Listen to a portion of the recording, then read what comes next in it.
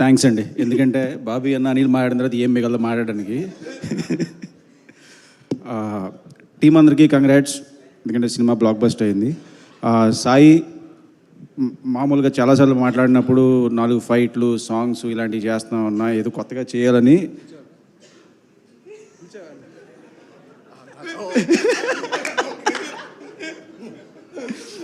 బెల్లంకొండ సాయి కానీ కొత్త కంటెంట్తో, కొత్త జోనర్తో సూపర్ హిట్ కొట్టాడు. Super brother, congratulations. ఇలా కొత్త కంటెంట్స్ చేయాలి.